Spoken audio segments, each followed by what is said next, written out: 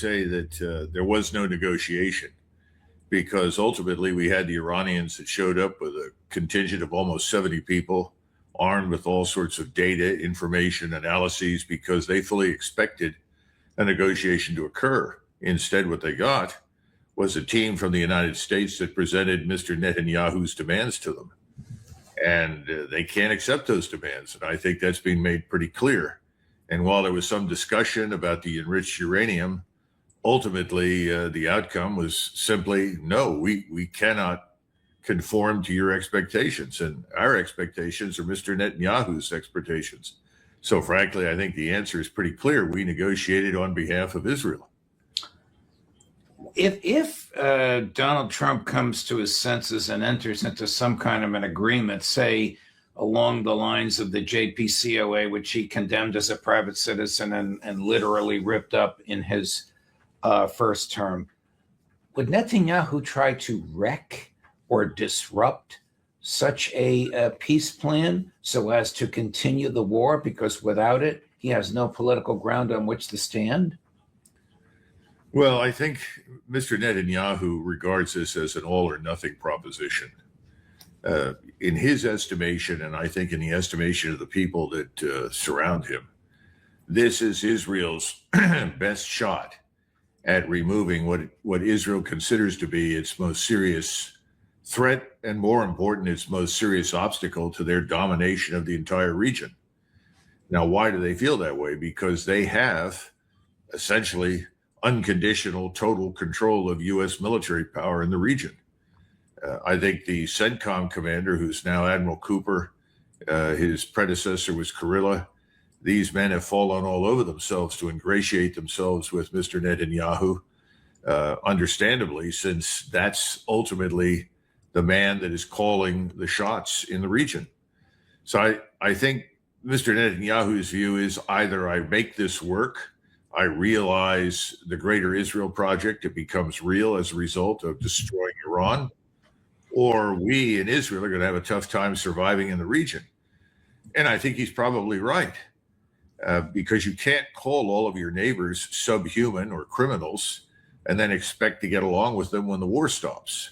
And that's his position. So, yeah, I think he's in this to the bitter end, and he's going to do whatever he can to obstruct any sort of arrangement that brings this conflict to a close. Were you struck by the language chosen by Prime Minister Netanyahu at a press conference after that negotiation was over, when he referred to Vice President Vance as reporting to him as other administration officials do daily? Do you think that was just a turn of phrase or revealing something deeper that we should know about? Well, I think it was more likely a Freudian slip. Because remember, he went on to elaborate and say, well, I hear from everyone in the government in Washington on a routine basis, practically every day. They all report. I think he's telling you the truth. And, when he tells you the truth, you should pay attention, because we don't hear the truth that often from him. So on this particular occasion, I think he very definitely is telling you what's real. Before the war began, most Americans probably had ever heard of the Strait of Hormuz. It was functioning properly and commercially. Now, of course, it is the center of the conflagration here.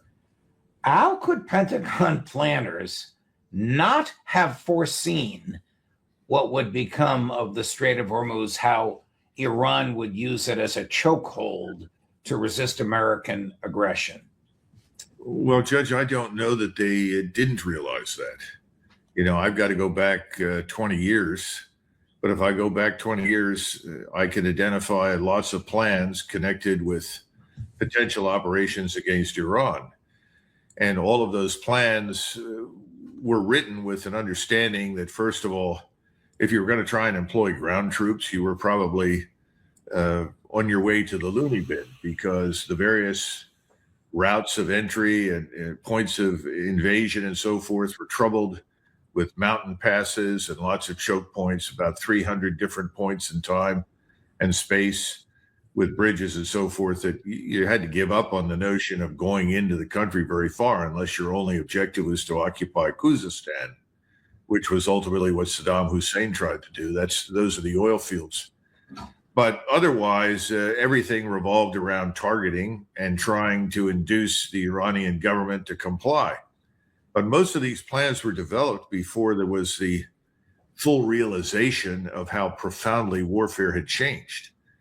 And I don't think a lot of people in the Pentagon or the Department of Defense and the planners at the top were completely aware of how lethal the connection would be between space-based surveillance and the persistent surveillance that results, and the instantaneous communication of targeting information to hundreds of different strike systems, manned and unmanned, all kinds of missiles, and the pinpoint accuracy with which they would be launched. I just don't think people realize that they should have figured it out by watching what emerged in eastern Ukraine when General Surovikin established the initial defense against which our forces, the NATO forces that had been trained by us in Ukraine, tried to attack and failed miserably, but they didn't do it. So I think, in fairness, that particular item was not fully appreciated. I think they still thought, well, we have bases in the region, bases in the Persian Gulf. We're close enough, we can amass enough firepower that we can enter and leave without too much interference.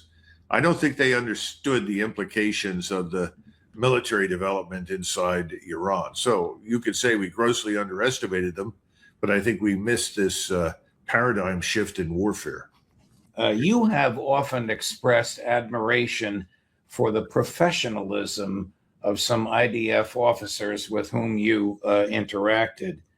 But how could, again, Pentagon planners have brought themselves to accept this Mossad and Netanyahu offered plan that bombs alone and missiles alone would result in regime change? Yesterday, we interviewed Joe Kent. You know who he is. He told us everybody in the government, the American government, knows the Israelis exaggerate and are full of themselves. Well, this is true. And I'm not necessarily saying that about all of the senior officers that I met, because large numbers of them were very balanced people. I also happen to know that many of them were removed and replaced by others. And I think we have to understand that since the ground force option was off the table from the very beginning, at least insofar as invading Iran is concerned, that all of the strategic and operational planning from that point forward was done by the air power community. And that, by that, I mean Air Force officers and naval officers. Very little attention was paid to the use of ground forces anywhere, but potentially within the framework of the Persian Gulf. So I don't think it's entirely surprising, because the air power community takes it as an act of faith that if they're allowed to attack with aircraft and missiles long enough, they can win any war that you want them to fight. They really, truly believe that. And they'll point to anything, whether it was successful or not, and try to claim credit for having won the war, surely with the use of air power. So I don't think that's the issue. I think the larger issue is back to what you said. They didn't really understand what they were up against, that the enemy they thought they were going to fight turned out to be very different. Right. And that's essentially what happened to us, I would argue, in many places, including Vietnam. You know what, if you read the intelligence reports and the assessments of the Germans before we landed in Normandy, we depicted the German army as on its last legs. We expected to get much further, much faster than we did.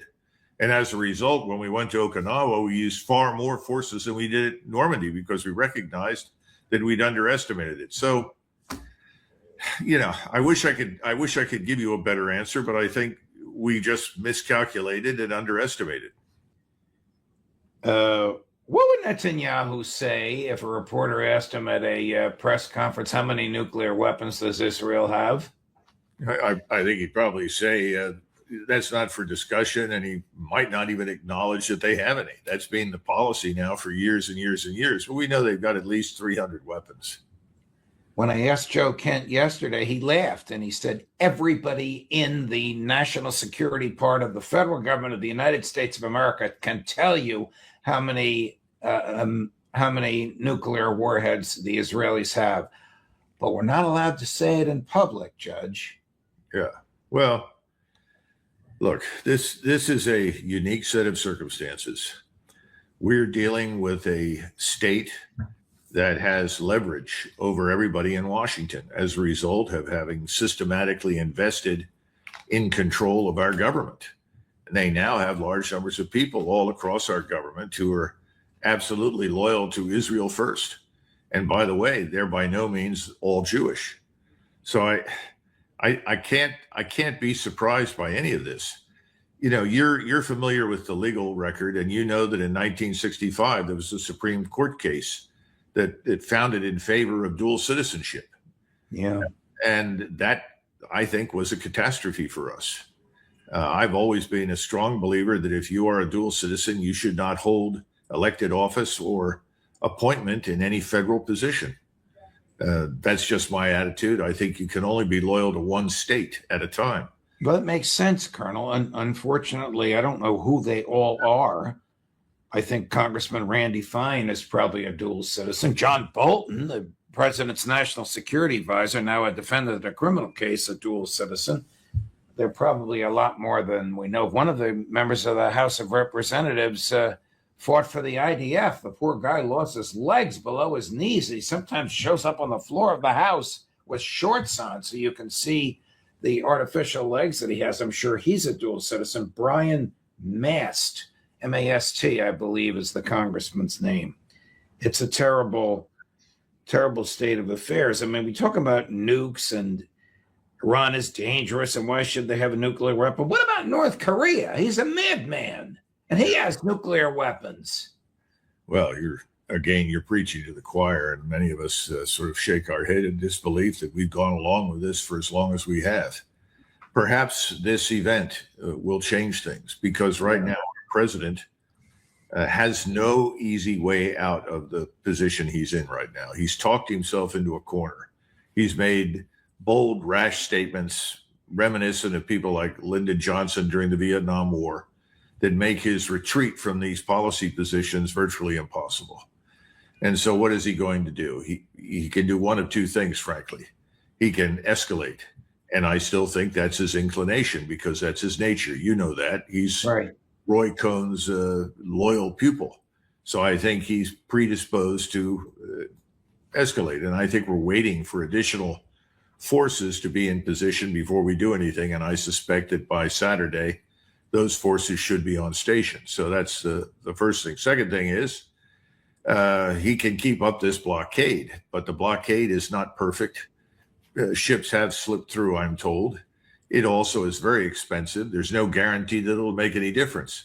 Remember that when we blockaded Cuba, we call it a quarantine to avoid trouble with the legal language, but we used 180 surface vessels. The blockade actually reached all the way out into the North Atlantic. And we did this in effectively our home waters, which meant that we could fly from bases in the United States and we could sustain all the ships at sea very easily. We're not in that position over in the Indian Ocean or in the Mediterranean anymore. What are we going to stop? Are you going to put ships in the Caspian Sea? I don't think so. Can you stop rail lines and pipelines that Iran has access from operating? It's tough. It's not easy. I think at some point someone's going to wake up and say, we can't effectively blockade this place. And then the third consideration, I think this is more relevant now than ever, Judge. About 50% of the fertilizer in the world that is utilized by the global south comes out of the Persian Gulf. And right now in India, for instance, the cost of fertilizer has more than doubled. Now, there are two things that keep our civilization operating. One is cheap energy. We're losing that very, very rapidly. Our prices here at home are going to rise. They're rising all over the world. It's really catastrophic in places like Europe. It's very hard on our friends in Japan and Korea, all of Southeast Asia, Thailand, Vietnam, Malaysia. So cheap energy is no longer cheap, and that's disastrous for us. The second thing you get with cheap energy is cheap credit. That is drying up. And when you look at the world today and the countries that are in a position to provide cheap credit, there's only one, and that's China. And China is very rapidly becoming the safe haven for cash from all over the world, not the United States, not anymore. And we also forget that when we freeze billions of dollars that belong to the Russians, billions that belong to Iran, billions that belong to anybody, we send a terrible signal to the rest of the world that if you put your money within our reach, if you use our system, our SWIFT system and so forth, we can do with your cash, with your assets, anything we want whenever we do it. Right. China is not going to do that. It's made it very clear. So what we've done with this crisis thus far is not simply made China that much more attractive as a reliable business partner for the world. We've also made BRICS an extremely attractive organization to join and get out from under us. So logic dictates, dump the blockade, release the funds, and announce to the world that on humanitarian grounds, you, President Donald Trump, are ending this conflict because it's hurting the world. And you know that, and you don't want to hurt the world. You want complete freedom of navigation for everyone. And so we're ending this blockade and we are disengaging, and we will find other ways to resolve our dispute with Iran. But, Judge, we have a party that's involved. Israel. That is Israel. And Israel is not going to allow that. Let me ask you a philosophical question. You do, of course, hold a doctorate of philosophy. No. International relations. Don't make me into a philosopher, Judge. All right. It's called a PhD, but it's certainly in international relations. But this is imbued with international relations. How odd is the bonding between the United States and Israel? Israel is a messianic, eschatological, interested in the end of times, apartheid nation. The United States is the opposite. It is secular. It believes in the value of every human being, and it embraces the Enlightenment. How did we get to this bond? Well, I think you've got to go all the way back to World War II and Harry Truman. You know, a close friend of mine that I went to school with for years, and he happens to be Jewish, and he would tell me routinely the death of 6 million Jews in World War II was the down payment on the state of Israel. And to a large extent, I think he's right. And I think that Truman saw it that way. Many people did at the time, that as a result of this long history of being tossed out of virtually every country in Europe and many other countries in the Middle East and around the world, Jews deserved a safe haven. I don't think anybody at the time, including Harry Truman, thought that the safe haven would be turned into a platform for the projection of military power against all of its neighbors. And so people like me and a lot of other Americans thought that whatever we could do to help Israel defend itself and preserve the state of Israel was virtuous. I don't think we thought in terms of Israel expanding at the expense of its neighbors, conquering its neighbors, dominating the Middle East, or anything else. But that's where we've ended up.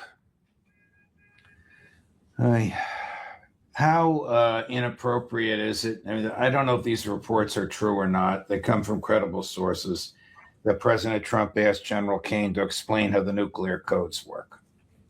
How inappropriate and dangerous, if this is true, and dangerous would that have been for the President of the United States to contemplate the use of nuclear weapons against this country at this time? Well, the only source for any of this that I'm aware of is Larry Johnson, and he has some pretty good access. Yes. So I don't doubt Larry. The only thing that I would say is as follows, that presidents do have every right to involve themselves in the whole nuclear business. In fact, one of the complaints that several chairmen of the Joint Chiefs of Staff have made over many, many years is the lack of interest that too many presidents have shown in the whole business. Now, I don't know precisely what President Trump said. I don't know what his words were. I sincerely hope that he was not contemplating the use of a nuclear weapon in this particular setting, or for that matter, in my judgment, in any setting. But having said that, we need to keep a couple of things in mind. The chairman of the Joint Chiefs is the senior military advisor to the President of the United States. He commands nothing. He has no command authority.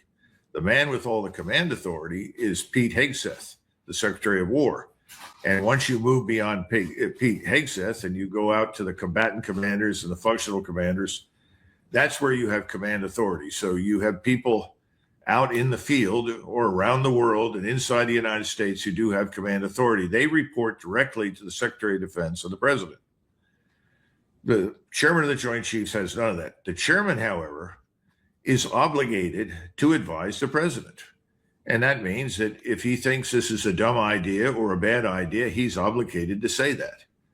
And we don't know what the content of the conversation was. It may well be that the chairman told the president, Mr. President, we've come as far as we can go with what we have. We can probably do more damage, but that damage may not produce the result that you want. And then perhaps President Trump made some flippant remark about nuclear weapons. You know, Donald Trump makes flippant remarks. We don't know. And I'm quite sure that the chairman responds, said that has no relevance, no bearing here. We shouldn't even consider it, which is what I would say. So I'm hoping that that's what occurred. But, you know, there's something else that people need to get through their heads. I listen every day to somebody who's saying, well, look at the Secretary of War. He's fired somebody else, and the president wants to get rid of this person. We fired, really relieved is the correct terminology, dozens and dozens and dozens of general officers and admirals during both World War I and World War II. Not so many admirals in the First War, but certainly during the Second. You relieve more senior officers in wartime than at any other point in their careers. And it makes sense. And sometimes the relief is not because they're incompetent, it's because they haven't been successful. And sometimes they're not successful for reasons that they don't have much control over. But as George Marshall used to say, I don't have time to do that. I've got to win. This man's been unlucky. We're going to put somebody else in there and find out if he can do better. In other words, it wasn't necessarily personal. And sometimes the people that you remove are exhausted. They can't keep up. I just want to make that point clear because there seems to be this attempt in Washington in partisan politics to demonize anyone in the chain of command, the president, Secretary of Defense, or anyone else, senior officers who relieve people. That's their job. It's called a supervisory authority over the military, civilian control of the military. That's what's supposed to happen. Now, you could quibble over the reasons. Now, I haven't heard President Trump express the view that he wants to relieve the chairman of the Joint Chiefs. He seems to talk to the man, and the man talks to him. That's a good thing. Let's hope it was what I described and not something worse.